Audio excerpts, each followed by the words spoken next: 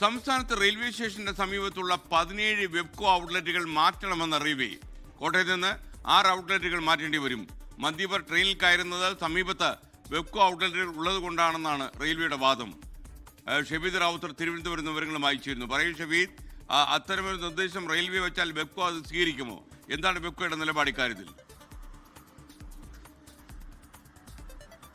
നിലവിൽ ഇപ്പോൾ ബെബ്കോ ആ നിർദ്ദേശത്തെ അല്ലെങ്കിൽ ആ തീരുമാനത്തെ തള്ളുകയാണ്. നമുക്കറിയാം ഈ വർക്കല ട്രെയിൻ ആക്രമണ സംഭവമൊക്കെ നമുക്കറിയാം. ശ്രീകുട്ടിയെ ട്രെയിനിൽ നിന്ന് തള്ളിയിട്ട പ്രതി അത് അയാൾ മദ്യപിച്ചിരുന്നു. ഇതടക്കമുള്ള കാര്യങ്ങൾ ചൂണ്ടിക്കാട്ടിയാണ് റെയിൽവേ ബെബ്കോയ്ക്ക് ഒരു കത്ത് അയച്ചത്. ആ കത്തിൽ പറഞ്ഞത് ഇങ്ങനെയായിരുന്നു: അതായത് സംസ്ഥാനത്ത് പല റെയിൽവേ സ്റ്റേഷനുകളുടെയും സമീപത്ത് ബെബ്കോ ഔട്ട്ലെറ്റുകൾ പ്രവർത്തിക്കുന്നുണ്ട്.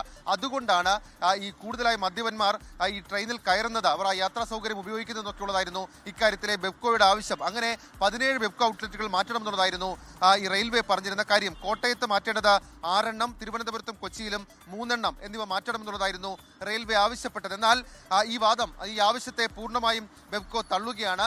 ഈ മദ്യപർ റെയിൽവേ പരിസരത്ത് കയറുന്നത് തടയേണ്ടത് റെയിൽവേ ആണെന്നും റെയിൽവേ പോലീസിനാണ് അതിന്റെ ഉത്തരവാദിത്തം എന്നൊക്കെയുള്ള കാര്യങ്ങളാണ് ബെബ്കോ പറഞ്ഞത്. കത്തിലൂടെയായിരുന്നു ഇക്കാര്യങ്ങൾ അങ്ങോട്ടും ഇങ്ങോട്ടും ആശയവിനിമയം നടത്തിയത്. ഏതായാലും നിലവിൽ ഇപ്പോൾ ഈ വിഷയത്തിൽ ഒരു തീരുമാനമായിട്ടില്ല. റെയിൽവേ മറ്റേതെങ്കിലും തരത്തിലേക്കുള്ള തീരുമാനത്തിലേക്ക് പോകുമോ എന്നൊക്കെയുള്ള കാര്യങ്ങൾ വരും ദിവസങ്ങളിൽ നോക്കിക്കാണണം.